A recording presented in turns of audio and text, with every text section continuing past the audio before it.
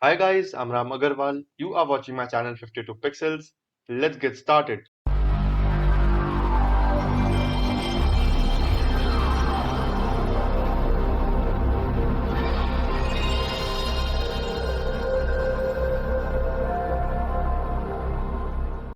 guys, in this tutorial we are going to see how to make this image look like a vintage image.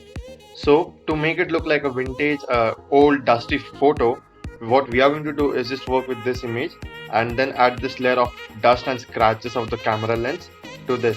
So to start with, what we are going to do is just using this background layer. I'm going to go to adjustments tab over here, and using the levels in adjustments, I will just kind of uh, change the white balance of the image. So basically, vintage images had this improper white balance where the image was not so dark and composed. It was like little brighter on the brighter side. So we are just going to slide this black slider somewhere around here so that we get this white balance effect. Same way with this one. And we are done with levels part. Now what we are going to do again is go to adjustments tab and go to background layer. Now again go to adjustments tab, go to levels, and I'm sorry, not levels this time. What we are going to do is go to adjustments tab and go to curves. So using this curves, what we are going to do is add this yellowish sepia sort of an effect, because the color combination were not so good at that time. So every image used to be like a bit of yellow tinge. So to get that, I'll go to this blue curve and I'll just drag this little arrow over here up and this arrow down here so that we get this yellowish effect. So I'll just drag it. So as you can see, I'm already getting that sepia sort of a tone, just the way I wanted.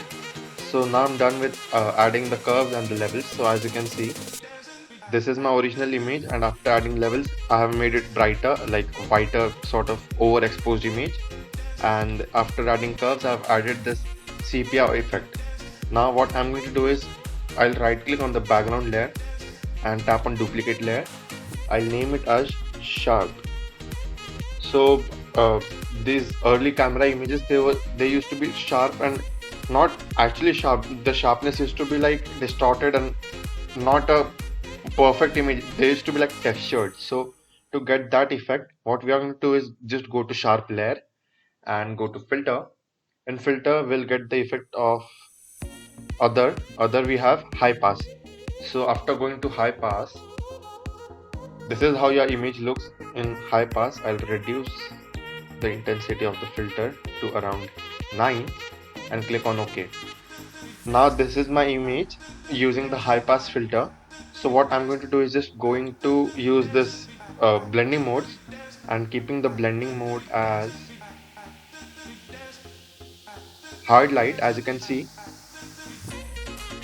there is a difference in the image. It looks sharper and in some parts it's grainier, and it's before. So sharp has done that to our image. Now what we are going to do is again add one more layer, duplicate layer, and call it vignette, vignette. So using this vignette layer, what we are going to do is just add a little vignette, the lens vignette in, so that it's like the image looks grungy and sort of old. So we are going to use this filter over here. It's called the gradient tool. So going to gradient tool, and we have these effects over here. In basics we are going to use the second effect, but we cannot use it now because we have to change the color. So currently our color is black. We are going to change it to white, and using this white color we are going to change it to some brown color, because brown and yellow used to be the main tones of the cameras these days. So click on OK and make sure your vignetting is set to radial, because normally it's set to, I guess this is the linear gradient. I want radial gradient, so I'll go to radial and mode is normal, opacity is 52, and what you can do is just mark the center and just drag it till the corner.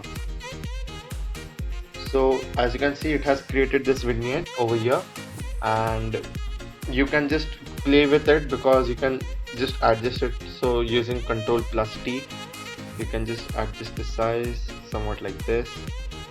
You can just experiment with that, but I'm happy with this, so I'll just press enter. And I guess you might uh, encounter one mistake, that is not clicking this reverse button. So make sure you click on this reverse button, because if you don't click on reverse button, it will look like this. I'll show you. It will look like this, so we don't want that. So just make sure you click on this reverse button. And well, till here we are done with making the image look like a vintage image. But to add that real vintage feel by those dust and the scratches on the lenses, we are just going to use this one. So I've downloaded it from net. Now what I'm going to do is go to layer and flatten image so that it becomes a proper image now. And using the move tool, I'll just move this over here and I'll just scale it. So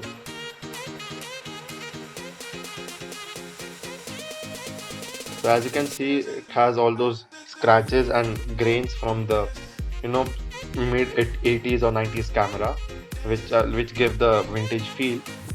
So this is our dust layer. We are going to change the blending mode to, let's see how multiply looks. So let's see how multiply looks. Multiply looks like this, but I guess we should go with divide, because divide is like this. So you get this white lens defect, because like because of the scratches and the dust in the lenses. So this is the effect that we want for our vintage feel. And once you are all done, what you can do is a smart trick. Just press shift and select all these, just a second, select all these edits and merge them into one. So merge layers. So these are our two layers.